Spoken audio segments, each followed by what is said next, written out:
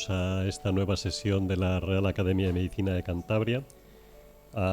Hoy tenemos una conferencia que yo creo que va a ser tremendamente interesante.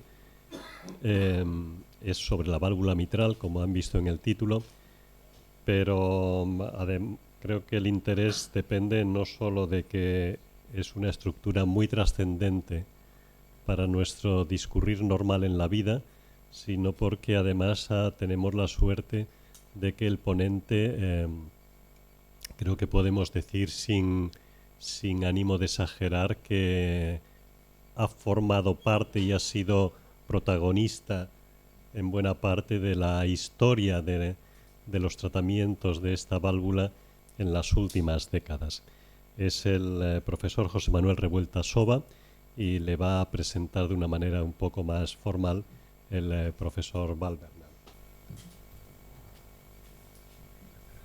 Con la venia de la presidencia. Es para mí un honor, un privilegio y un placer presentar un resumen de la vida profesional del doctor Revuelta en esta sesión. El resumen de su currículum vitae lo dividiremos en los siguientes bloques. Primero, puestos desempeñados.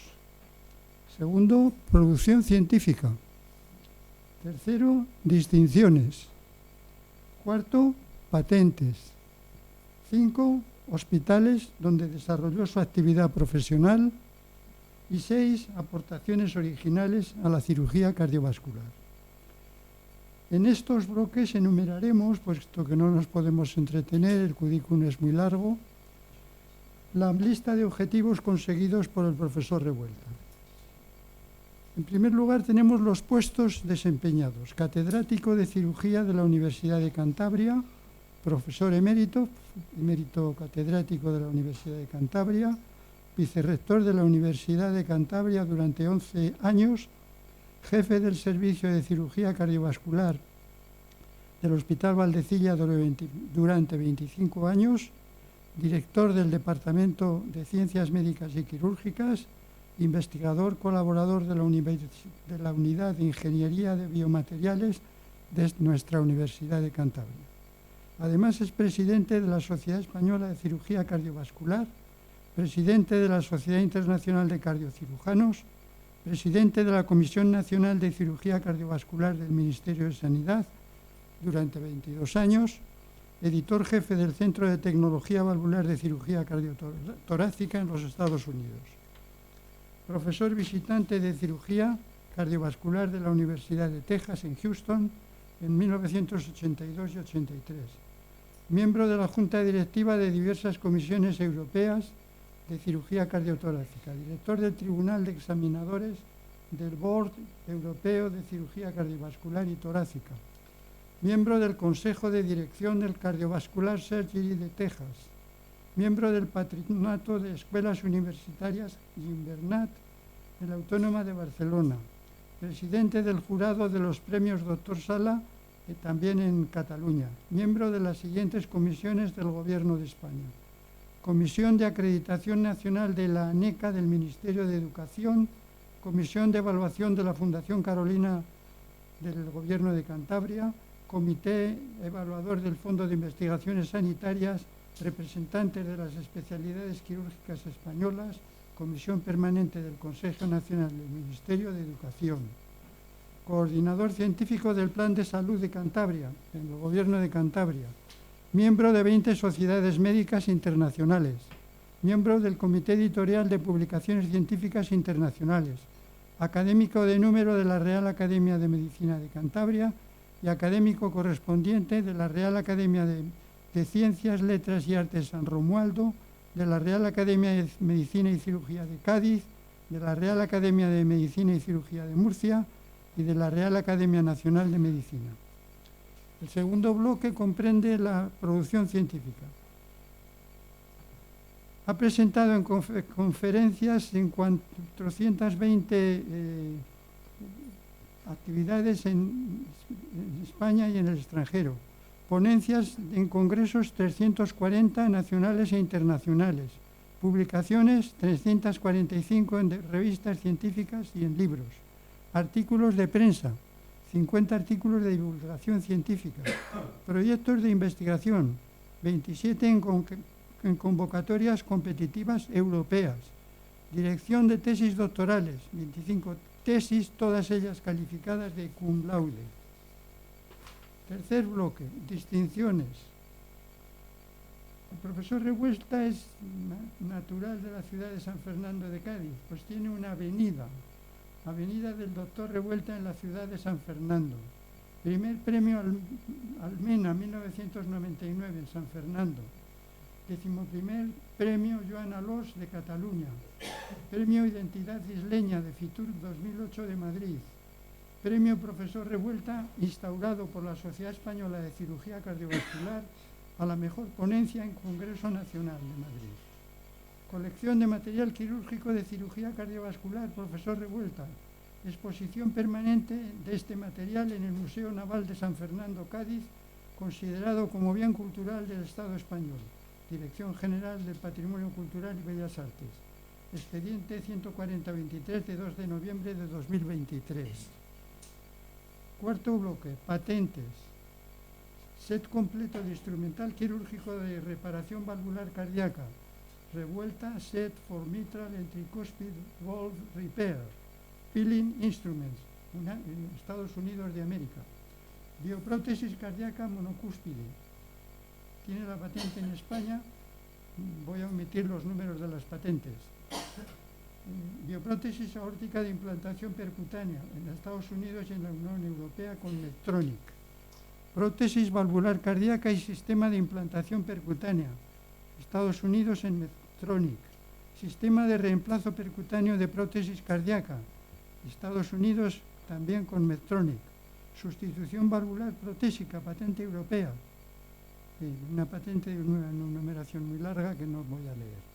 Quinto bloque, hospitales donde desarrollo su actividad profesional.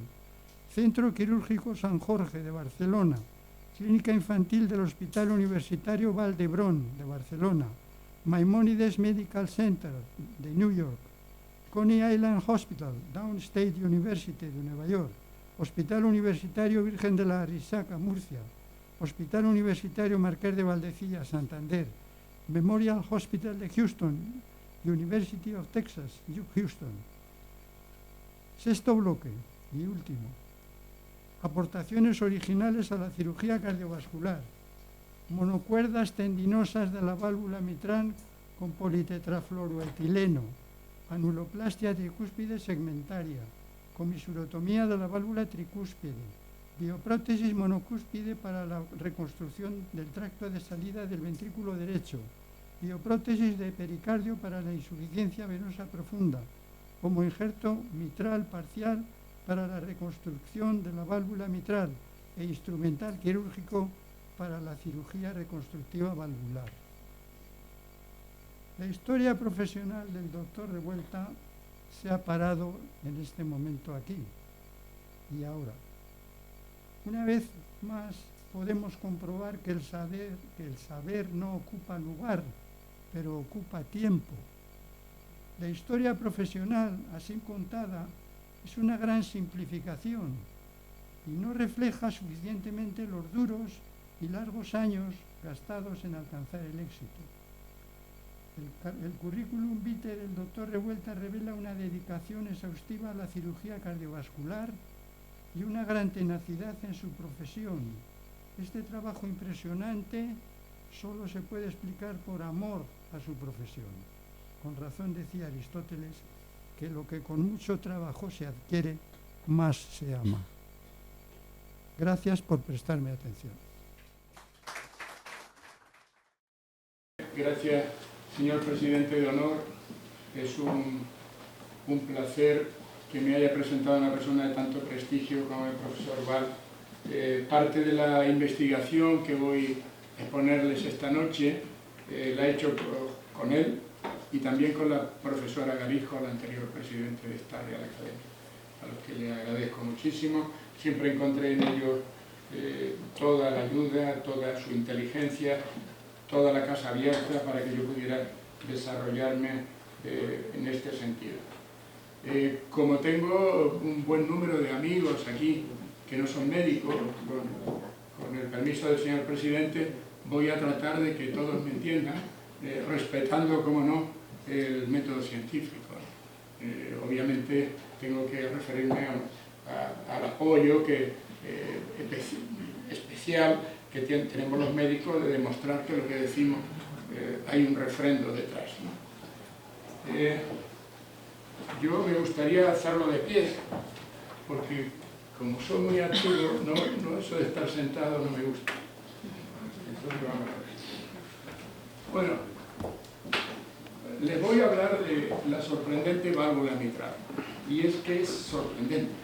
Y el título de investigación translacional lo vamos a explicar ahora, que es realmente la investigación translacional. Como ven, la tecnología de los cardiólogos, aquí tenemos al profesor Berrazueta, que ha trabajado mucho en la mitral, y es impresionante. Cuando nosotros llegamos aquí, el armamentario que teníamos para la mitral era pues un fonendoscopio, un electrocardiograma y luego llegó el eco. Pero no, estas imágenes ahora, donde pueden ver perfectamente cómo el velo anterior, el velo posterior se van moviendo armónicamente, esa belleza que tiene la válvula mitral, ¿no? Vamos a ver, vamos a definir qué entiendo yo y qué entiende también la RAE. Claro, la investigación básica es una investigación fundamental que permite ampliar los conocimientos en un campo específico, contribuyendo al cuerpo intelectual de conocimiento. Hay muchos buenos investigadores básicos en nuestra universidad que apoyan posteriormente que nosotros podamos ir desarrollando. La investigación aplicada trata de resolver problemas concretos y prácticos que tiene la sociedad, por ejemplo, que tiene una insuficiencia mitral, apoyándose en la investigación básica. ¿Pero qué es la translacional? La investigación translacional es interesantísima. A mi modo de ver, es el futuro, claro. Es el esfuerzo conjunto de investigadores de diferentes áreas, muy alejadas, para entender un determinado problema. Nosotros los médicos, como otras especialidades, vamos caminando nuestra vida entera por un pasillo, sin ventanas, y lo más que tenemos es contactar con nuestros colegas, que nos van enriqueciendo. Pero hay muchas preguntas que ellos tampoco te pueden responder. Y impresionantemente uno se acerca a otro pasillo y encuentra respuestas, porque hay otros investigadores. O sea que lo que decíamos, yo soy de los que creo que trato de aprender de todo el mundo, porque he aprendido cosas de medicina, de otras áreas de conocimiento muy alejadas de la medicina. Hace unos años les hablaba aquí de descubriendo el interior del corazón en el siglo XXI. Mis queridos académicos, las señoras académicas, los señores académicos, me escucharon en aquel momento cómo iba, de alguna manera, ya adentrándome en otros campos del conocimiento para ir aprendiendo. Ahora les traigo algunos resultados. El interior del corazón es muy sorprendente. A mí, más de 50 años, más de 55 años, me sigue sorprendiendo. Y sigo descubriendo cosas que no. A mí me cautivó la válvula mitral cuando la vi por primera vez en Barcelona, funcionando. Me cautivó por la belleza anatómica que tiene. Fíjense que es casi transparente, es una maravilla. Todas estas cuerdas tendinosas que tiene. Me cautivó la delicadeza de funcionamiento. Me cautivó su fortaleza física. Después lo vamos a demostrar. ¿Qué fortaleza física tiene la válvula mitral? Me cautivaron sus misterios. Guarda misterios la válvula mitral que los médicos todavía no sabemos. Y a mí los misterios me han atraído siempre, porque el misterio es desconocimiento. Cuando dices es el misterio de no sé qué, desconocimiento. Es no saber algo de alguna cosa. Y eso, la curiosidad innata que yo tengo, y me me impulsa hacia la investigación. O sea que yo la válvula mitral no la voy a dejar hasta que ya no me dé la cabeza, ¿no? O sea, el cuerpo no importa, pero es la cabeza. Bueno, para los no médicos, les quiero decir que mitral viene de la mitra de los obispos, porque se parece mucho a la mitra de los obispos. Entonces, es la válvula atrioventricular izquierda. En Barcelona, cuando vi por primera vez esta belleza que es el Templo de la Sagrada Familia, me quedé sorprendido mirando ese techo, algo que me llamaba mucho la atención, que me recordaba algo. Efectivamente, era la válvula mitral vista desde el ventrículo. Eran precisamente todas estas cuerdas. Fíjense cuánto se parece y cómo el arquitecto maravilloso ha sido capaz de alguna manera, de tener una semejanza constantemente, como se ven, entre la obra humana y la obra que es el organismo humano. La válvula mitral es, como digo, sorprendente y merece la pena hacer una investigación translacional, que la respuesta que no tenemos nosotros nos lo digan otros. Esto es un corte histológico del ventrículo izquierdo, donde se ven arriba, tenemos los huequecitos de las coronarias. Aquí estaría la superficie que se llama epicardio, el miocardio, esto es todo del ventrículo izquierdo, el anillo mitral donde se sujeta la válvula, el músculo papilar que está en el ventrículo y entre medio algo que no estaba dibujado, porque eso es un corte y es muy difícil, una cosa de 1 milímetro o 2, cortarlo sagitalmente. Esto es, en definitiva, el mecanismo que compone la válvula mitral. O sea, serían válvulas. Hay válvulas o valvas, que le llamamos también, cuerdas tendinosas y los músculos papilares. Y las cuerdas tienen entre 1 y 2 milímetros de grosor. Hay unas que están, cuando se ponen patológicas, pueden tener mayor grosor. Una de las cosas que me llamó la atención era que cuando yo empecé a estudiar la mitral, los autores no se aclaraban al denominar las cuerdas tendinosas. Uno hablaban de cuerdas primarias, secundarias, comisurales, principales, primer orden, segundo, y eso era un lío. Tú leías otro trabajo y te hablaban de principales y no sabías a qué se estaban refiriendo. O sea que esto requería una clasificación funcional, que dijeran para qué sirve cada cuerda y cómo se llaman estas cuerdas. Entonces nosotros trabajamos en este tema, en ver qué cuerda, y pusimos 3 tipos de cuerda, que ahora la vamos a ver. Esto es una monografía que publicamos allí en Houston. Entonces, con el doctor Val y la doctora Garijo, estuvimos viendo piezas anatómicas y hicimos esta clasificación. Unas cuerdas marginales que van desde, aquí estaría el músculo, está la cuerda marginal, que va al margen, va precisamente al borde del velo. ¿Y esto para qué sirve? Pues en la que asegura que la válvula sea competente, que no haya fugas. Estas cuerdas son muy importantes, como en los cabos del velamen de un barco. Luego hay otras que se llaman mediales, que le llamamos nosotros mediales, que lo que hacen es evitar que haya un prolapso del velo, o sea, que haga efecto balón. Entonces mantiene el plano valvular, que esto es muy importante, mantener este plano valvular. Si estas cuerdas están rotas, esto hace así. Y luego, por fin, las cuerdas que se llaman basales, que son impresionantes. Estas lo que hacen es mantener la arquitectura ventricular. Es más, ahora los cirujanos tratan, y tratamos ya cuando yo estaba en activo, de respetar siempre las cuerdas basales si uno tiene que cambiar la válvula, porque mantiene la arquitectura, mantiene el ventrículo izquierdo, que no se dilate. Y estas cuerdas son fundamentales. Aunque uno quite toda la válvula entera, toda esta válvula, esta hay que dejarlas. Es conveniente dejarlas. Y aquí tenemos los 2 velos de la válvula, el anterior y el posterior, y una serie de cuerdas que es donde que hay una que es la número 4, que serían las cuerdas que le llamamos en abanico, comisurales, que asegura que entre un velo y otro no haya fugas.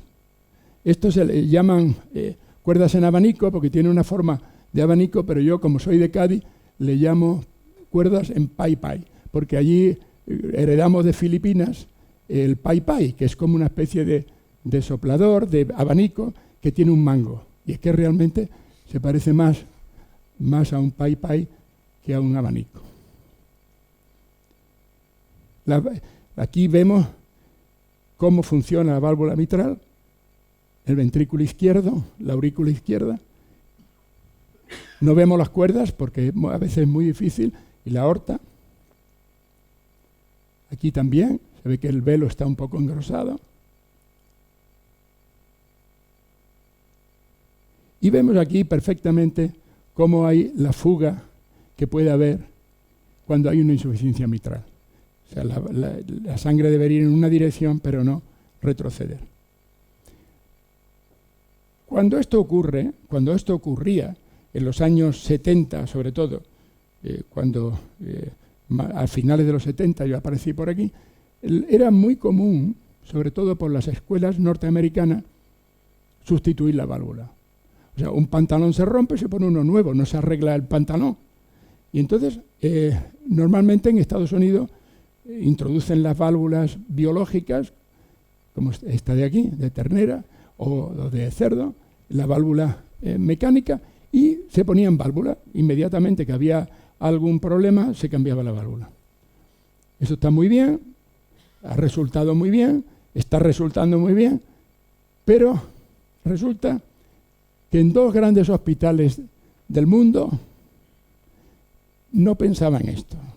Pensaban que la válvula nuestra, arreglada, biológicamente arreglada, es infinitamente mejor que cambiar la válvula cuando esto es posible, cuando la anatomía lo permite.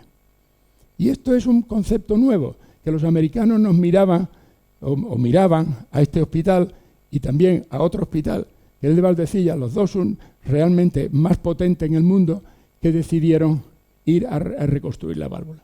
Aquí entonces estaba el doctor Durán, que venía de Oxford, una persona internacionalmente muy reconocida, y que introdujo este concepto en Valdecilla. Yo procedía de un grupo también muy reconstructor, que era el doctor Puig Massana, en Barcelona, uno de los grandes también de la cirugía reconstructora mitral.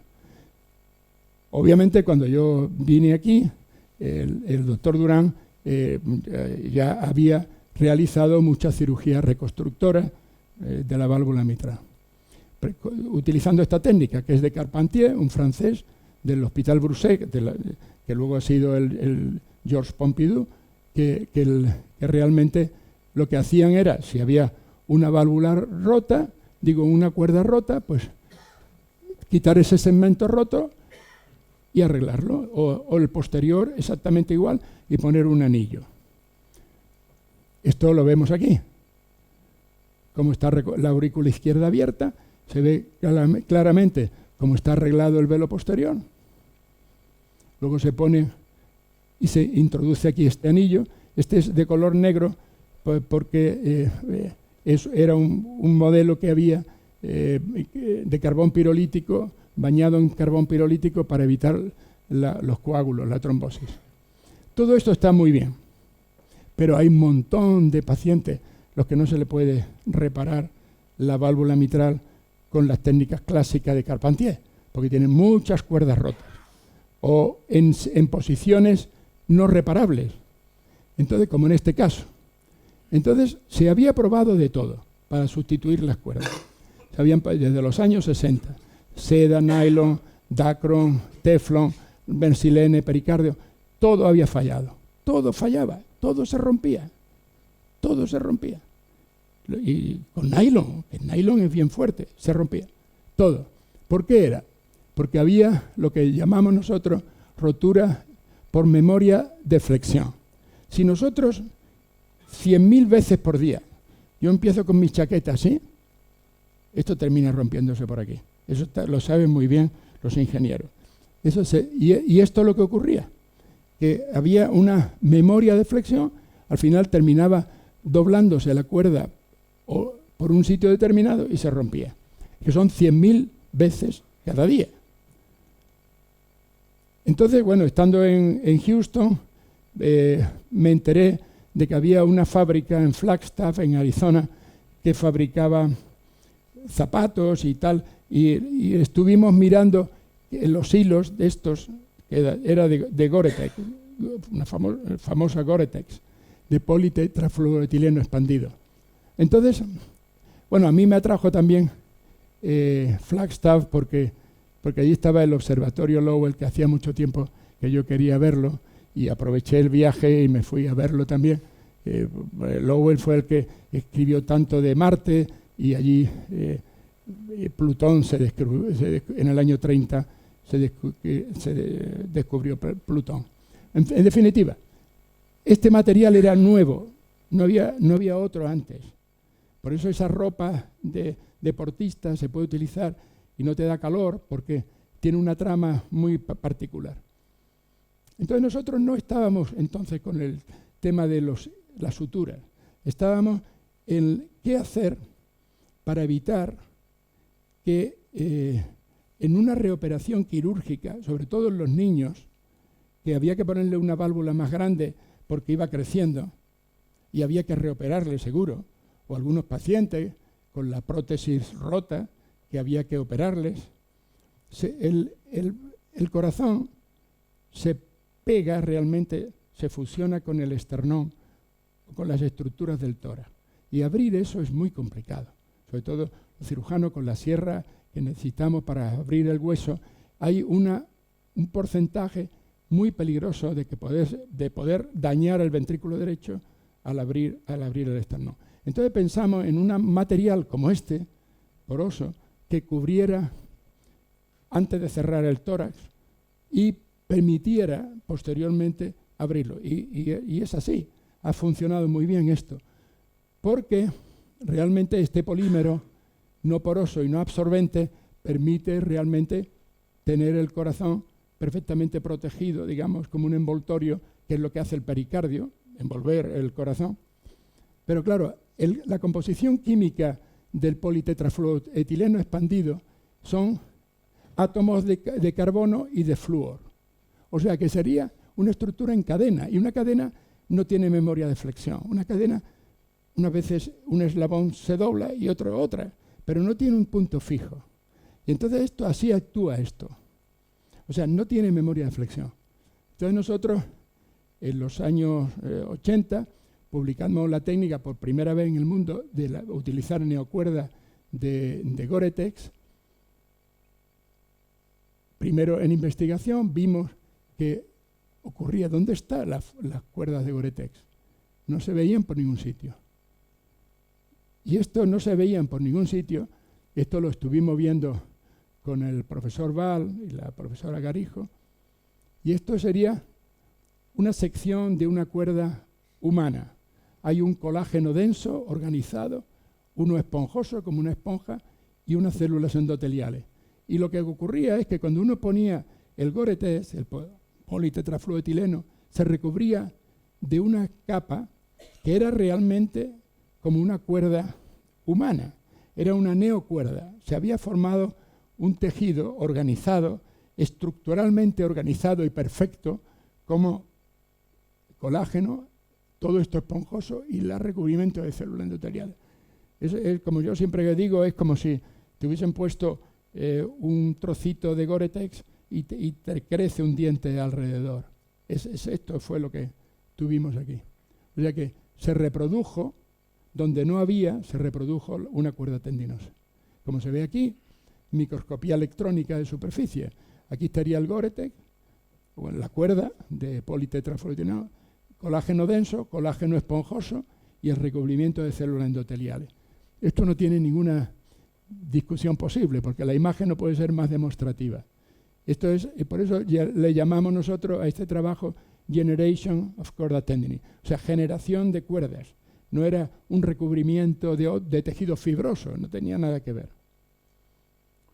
Claro, esto tuvo mucho impacto, porque sobre todo ya permitía reparar ambos velos, tanto en rotura como en elongaciones, una técnica que se aceptó inmediatamente a nivel internacional y bueno, y ha ido muy bien. Y aquí Freiter era un gran cirujano de Nueva York, y un alemán que estaba con él entonces también empezaron a difundir esto. Y bueno, y hoy día se utiliza en Valdecilla, en todas partes.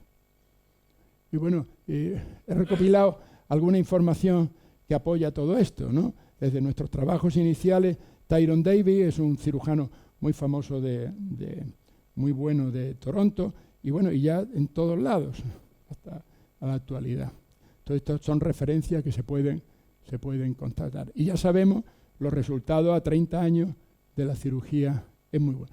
Aquí hay un trabajo que no es que es muy reciente, ya tiene unos años, pero publicaba el doctor Tyrone Davey en Toronto, que la reoperación a 20 años era poquísimos casos de toda la serie. O sea que y seguía funcionando la válvula perfectamente bien en la mayoría de los pacientes. Y vio también cómo de una cosa inicial a principios de los 90 fueron cada vez poniendo más y más y más, y está funcionando bastante bien. Bueno, y surgen nuevas alternativas. Las nuevas generaciones nos mejoran, sin duda alguna. Y la tecnología, ¿cómo no? Yo siempre digo que nosotros y los ingenieros no seríamos nada. Los ingenieros, cuando la ingeniería se ha detenido por una década, la cirugía se ha detenido por una década.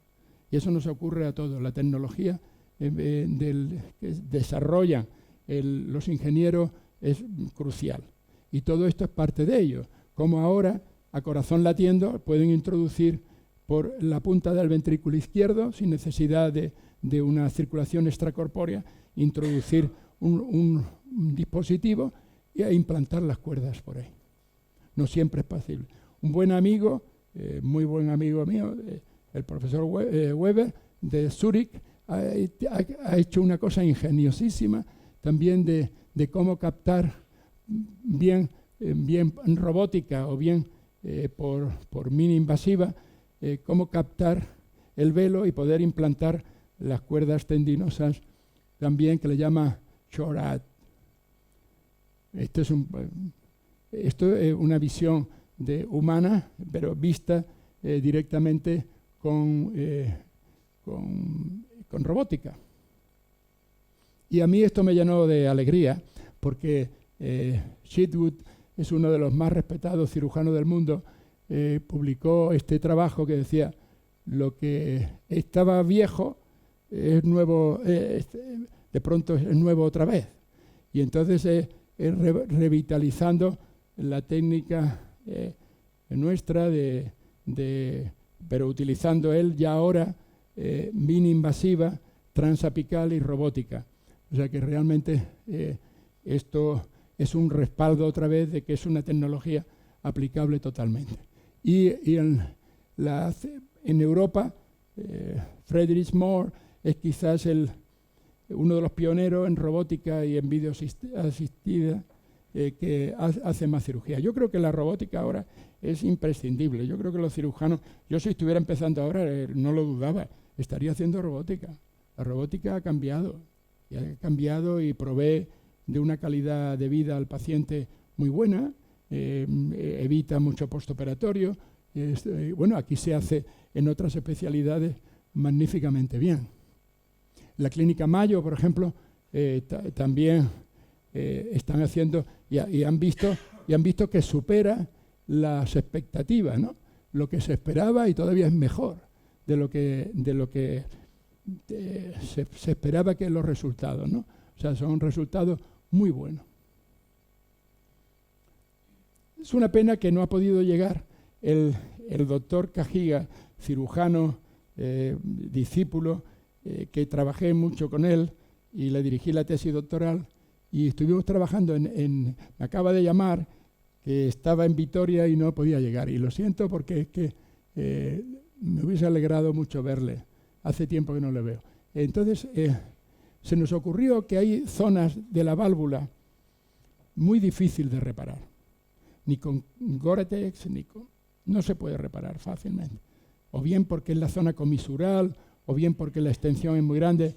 Y entonces nosotros teníamos un material magnífico, que eran los corazones de los receptores de los trasplantes cardíacos.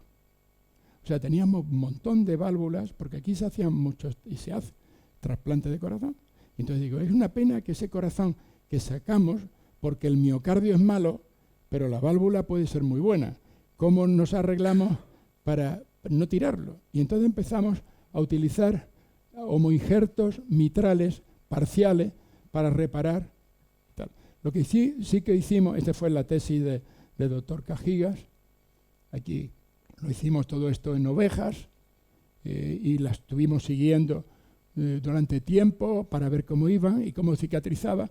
Y lo que hicimos para que el problema siempre del tejido humano es la celularidad. Las células son las que dan el rechazo.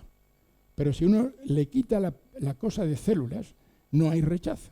O sea, es la estructura. Y nosotros lo que hicimos es acabar con las células y mantener realmente la estructura. Y eso no funcionó bien.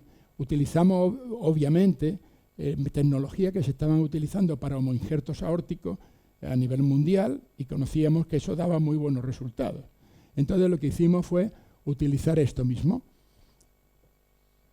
No les voy a aburrir con la tecnología, pero bueno, sí que teníamos que mantenerlo en un medio de cultivo durante por lo menos un día y luego enfriarlo a menos 196 grados con un criopreservante, que es el dilmetil sulfóxido al 10% y a menos 196 grados. Y esto fue la sorpresa magnífica, por eso a veces es una maravilla, cómo se estaba recubriendo el tejido con el tejido humano, el del paciente estaba recubriendo al homoinjerto. Y esto es la mejor noticia que podemos tener, porque eso es durabilidad. Y lo mismo ocurrió con la cuerda tendinosa, que fue recubierta por tejido sano del propio paciente. Aquí se ven algunos ejemplos. Entonces, viendo que esto funcionaba bien, pues publicamos los primeros casos que habíamos hecho en humanos, que lo enviamos al Lancet y lo publicaron enseguida en la revista Lancet. Y esto es parte de la cirugía de uno de los primeros pacientes. Como está la válvula mitral aquí, y hemos reparado toda esta parte del velo y está perfectamente competente porque lo probamos. Bueno, y esto, un grupo de Francia también, del mismo hospital, del Georges Pompidou, Christophe Acá, que yo he estado con él operando a algún paciente pues en Marsella, pues él tiene mucha más experiencia que nosotros y aquí publicaba estos pacientes con una incidencia muy buena. Pero bueno, todo esto muy bien, pero el problema es que cuando los cirujanos miramos las cuerdas y vemos una que está rota, bueno, pues esta está rota, hay que sustituirla. Pero ¿qué ocurre con las otras?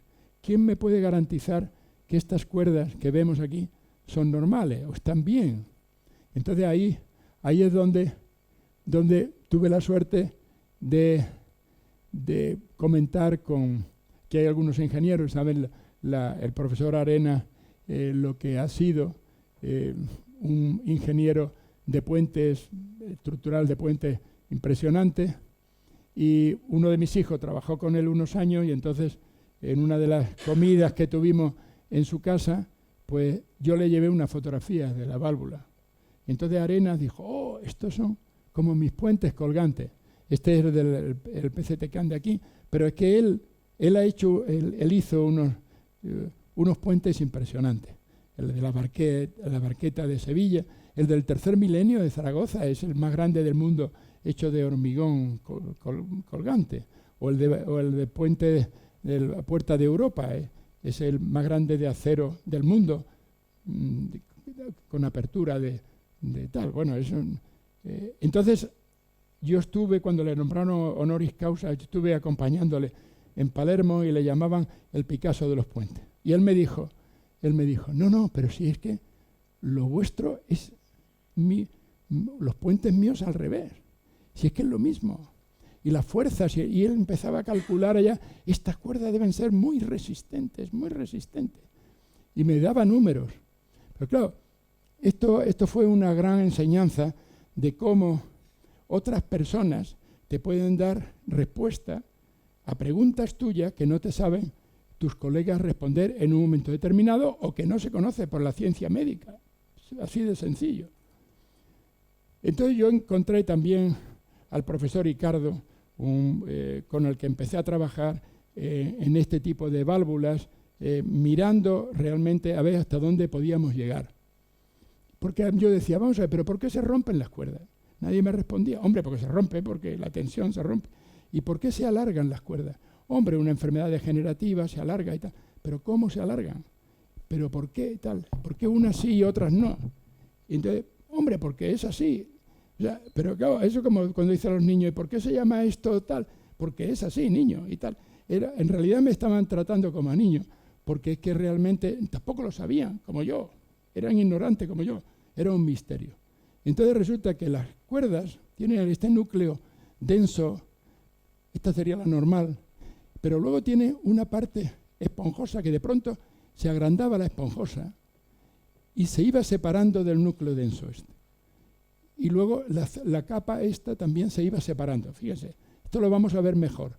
Esto en histología. Fíjense cómo se va separando, que a lo mejor por fuera es normal la cuerda, pero se va separando. Y de pronto, por la tracción, se empiezan a romper y a despegar la esponjosa. Esta se va y llega un momento, un punto que ya se rompe el núcleo. Y este es el núcleo roto aquí. Fijaos. Queda completamente roto. Aquí y aquí, es que no, aquí y aquí. Y entonces queda envuelto solamente por esta esponjosa, y esto lo vamos a ver. O sea, este colágeno como rizado es muy bueno, esto es normal. Pero de pronto hay unas cavidades y proteoglicano que encontraba el profesor Ricardo aquí dentro, y cuando había ya un estrés grande de la cuerda empezaban a estirarse, ya se perdían, los rizos estos ya se perdían. Y aquí la estructura era diferente.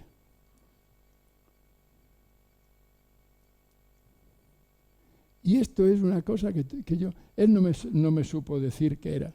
De pronto eran como unos rizos de elastina y de pronto todo, este es el colágeno roto. Todo esto que vemos aquí es colágeno roto.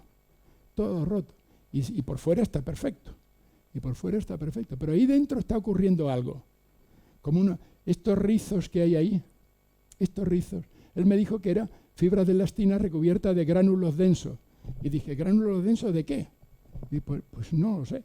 Y entonces yo creo que estos rizos de elastina están como actuando como látigos que van rompiendo los 100.000 movimientos que tiene el corazón, concretamente que tienen las cuerdas. Esos rizos van poco a poco rompiendo colágeno, fibras de colágeno. Esto de aquí y esto de aquí, porque solamente aparecen donde hay colágeno roto, no en otro sitio. Siempre se nos ha dicho que las válvulas se nutren por imbibición, o sea, porque por contacto de la sangre constantemente. Pero sin embargo, esto fue una sorpresa de mí.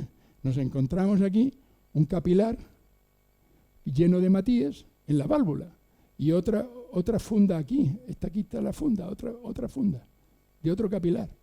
O sea que el grosor de los hematíes, como saben, tiene entre 6 y 8 micras. O sea, entonces, milésima de milímetro. Pero ahí había vasos también. Siempre se ha dicho que no tienen vasos las válvulas. Pues ahí tienen vasos. Están los hematíes que se tienen hasta que deformar los hematíes para estar dentro del velo. Todo son sorpresas agradables, porque nos llevan a respuestas.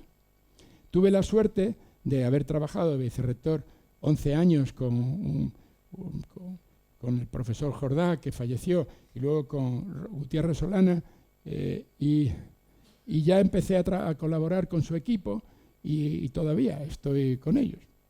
Antes de entrar aquí ya estuve hablando con uno de ellos, que me lo encontré por la calle, que a ver si quedábamos después de Navidad. Y entonces allí fundaron ellos una unidad de ingeniería de biomateriales, dedicado solo a materiales. Claro, ellos estaban trabajando en vías de trenes, de Medina a la Meca y tal, y yo iba con unas cuerdecillas y tal. Pero he visto que eso de los tejidos humanos impactan a los ingenieros, y esto me dio una fuerza de llegar allí con un corazón de un trasplantado que le habíamos trasplantado la noche anterior, y eso me abrió camino, tengo que decir. Y todavía estoy con ellos allí. Entonces tuvimos una serie de cuerdas normales, degenerativas, y ellos ponían aquí fórmulas que yo no entendía, pero sí que realmente esto lo quería enseñar, porque aquí estamos hablando de millones de pascales. Esta es una cuerda que sería no ensayada todavía, y esta cuando se está ensayando. Fíjense cómo los rizos, esto que yo digo, se van perdiendo cada vez más. Y depende esto de cada momento, lo que va apareciendo son cosas diferentes, hasta que se rompe. Esta ya está rota. Y esto es maravilloso. Maravilloso porque España, y me imagino que será a nivel mundial, aquí tenemos ingeniero que me lo puede corroborar, el hormigón tiene que tener esta resistencia, si no, no es aceptado para construir. Pues fíjense, las cuerdas calcificadas no tenían poca resistencia, pero la mayoría de cuerdas, incluso algunas, tenían más resistencia que el hormigón armado, más resistencia que el hormigón. Estoy hablando de esas cuerdecitas tan delicadas. Fíjense lo que es esto. Esto está estudiado por gente que sabe mucho. Yo lo único que lo traigo aquí porque esto es una de las presentaciones que hemos hecho nosotros y tal, y ellos, y hablan de eso. Entonces, claro, fíjense, nos tuvimos que adaptar un corazón a cosas, a máquinas que están ellos con las estructuras de los puentes, si funcionan el cable, el acero trenzado, unas máquinas impresionantes, microestructura de aceros. Y entonces yo me tuve que adaptar a poner las cuerdas en cosas de acero ahí que traccionaran, ¿no? Entonces digo, bueno, vamos a hacer serio. Para que un médico pueda aceptar esto, tienes que decirle, bueno, pero eso no estaba en la sangre. Yo no lo podía hacer con sangre porque no lo podía ver, pero sí lo hicimos en solución de Hahn a 37 grados, que tiene una osmolaridad parecida a la sangre, y a la misma temperatura, 37 grados, y dijimos, vamos a hacerlo muy parecido a lo que sería la sangre humana. Vamos a intentar a ver cómo va. Y fíjense ustedes, esta estructura, estas pinzas de acero, traccionando de una cosa de 1 milímetro, 1,5 milímetros. Ahí está. Eso no engaña a nadie. Aquí estaban la entrada y la salida del ring enlatado que va nutriendo. Bueno, y ellos luego lo miden por endurancia, ¿no? Que es el número de maniobras que antes de que se produzca el fallo, antes que se rompa la cuerda. Fíjense cómo responde maravillosamente bien, según ellos, con el diagrama de Gole. Bueno, obviamente cuando empiezan, esto se lleva un día o dos haciendo esto, porque esto es de fatiga, no es vamos a tirar a ver hasta dónde llega, sino es, allí dejábamos el aparato por la noche, por el día y tal, y iba funcionando. Y teníamos una cámara, que la cámara sí que nos decía en el momento que se había roto.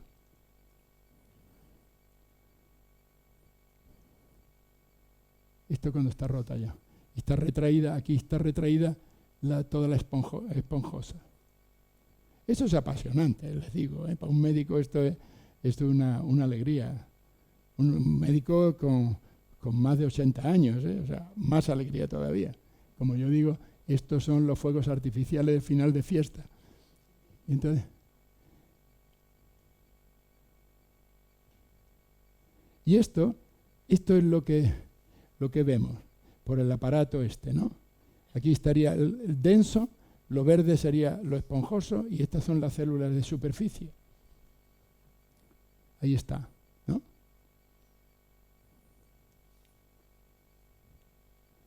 Y es capaz de hacer una especie de tomografía, no sé si es milímetro a milímetro o micras a micras, y verlo no solamente por fuera, sino también verlo por dentro, e ir cortando, haciendo múltiples cortes para ver exactamente con el microtac que hay, si hay lagunas, aparecen lagunas que pueden estar degenerados. El verde la esponjosa toda. Y fíjense la diferencia que hay entre una cuerda normal de control y una degenerada, ¿no? O incluso esta, que pueden incluso haber una rotura parcial de la cuerda. Ahora estamos trabajando con esto, que yo no conocía lo que era esto. El catedrático, el profesor Ferreño, Diego Ferreño, está haciendo con la entropía de Shannon y para ver realmente qué modelos, qué peculiaridades tiene cada parte de la cuerda, ¿no? Y ahora lo estamos haciendo, ahora todavía esto está muy reciente, lo estamos haciendo con el Gore-Tex, con el PTF, a ver qué pasa. Y curiosamente estamos viendo que las cuerdas más finas resisten mejor que las de 3 ceros resisten mejor que las de un cero o la de 5 ceros.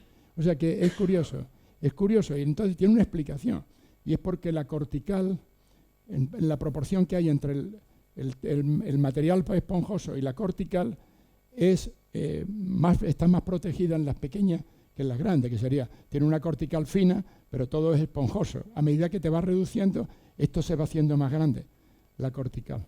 O sea, muy interesante, ¿no? Pero, ¿cómo identificar las cuerdas mitrales patológicas con aspecto normal durante la cirugía cardíaca? Aparte de esto, el problema es cómo lo hacemos en el quirófano. Tú no te puedes llevar ese aparato al quirófano. No se puede. Yo dije, bueno, esto está muy bien para como una investigación pero ¿cómo lo arreglo yo? ¿Cómo llevo yo esto al quirófano? Entonces, la respuesta vino de otro grupo. Yo decía, si tenemos aquí la cirugía cardiovascular, tenemos la ciencia e ingeniería de los materiales y tenemos la ingeniería fotónica, dije yo, bueno, vamos a ver. Esto todo fue porque hablando con gente, con unos y con otros, hasta que di con un grupo buenísimo también de la universidad, del profesor López Higuera y su equipo, concretamente Olga Conde, con la que yo trabajé más, también con José Miguel, que además es académico correspondiente de nuestra academia. Bueno, entonces me puse en contacto con ellos y empezamos a trabajar un grupo que, como vean, aquí parece un taller con mucha maquinaria, pero también cosas muy delicadas en las que hemos trabajado. Básicamente el grupo que aparece ahí. Y entonces lo que hacemos es la tomografía de coherencia óptica que se está utilizando ahora en las coronarias, ya, pero cuando empezamos esto todavía no se había empezado en las coronarias. Entonces se basa en la birrefringencia, la propiedad que tiene un tejido que hace que la luz tenga diferente índice de refracción según el ángulo de incidencia.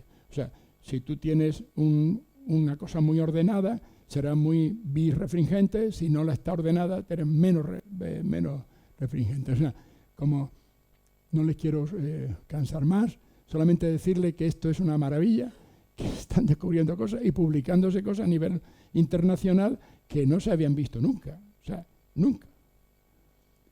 La profesora Olga Conde por todo el mundo está publicando estas cosas con el refrendo que tenemos, y tenemos otra técnica que es la que hemos visto antes. O sea, que realmente ya son tres técnicas que te dicen que es así. Esto no les explico mucho porque no lo sé.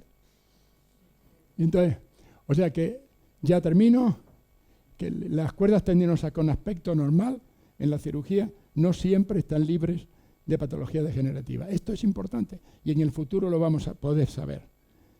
Entonces, concluyendo ya mis reflexiones, que son reflexiones, pero basado en ciencia pura, que la progresión de la enfermedad degenerativa valvular suele ser la principal causa de fallo tras la reconstrucción mitral.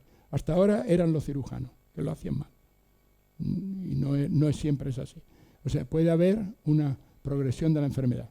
La OCT, que es la tomografía de coherencia óptica, puede constituir una herramienta intraoperatoria muy útil porque va a ser como una especie de bolígrafo que uno va tocando cada cuerda y viendo exactamente cómo están en una pantalla.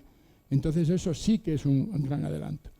Trabajar en ese prototipo, en la identificación de la válvula y también poder elegir bien qué técnica, porque igual hay que decir, hay que cambiar la válvula.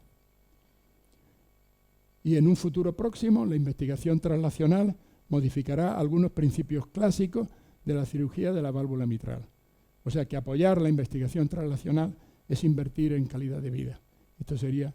Y decirle que, bueno, que la curiosidad, sí, como dice Gardner, al que yo admiro mucho, que constituye la base de la iniciativa científica. O sea, yo estoy pensando en esto ahora. ¿Qué es esto?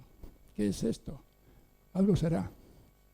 Y bueno, yo he podido moverme mucho por ahí, gracias, así lo dije en esta comida que tuvimos hace unos días, del servicio que tuve el honor de dirigir 25 años, la mitad de su vida, y una gente extraordinaria que hemos tenido, que tenemos en Valdecilla. Y quería compartir con ustedes esto. Muchas gracias.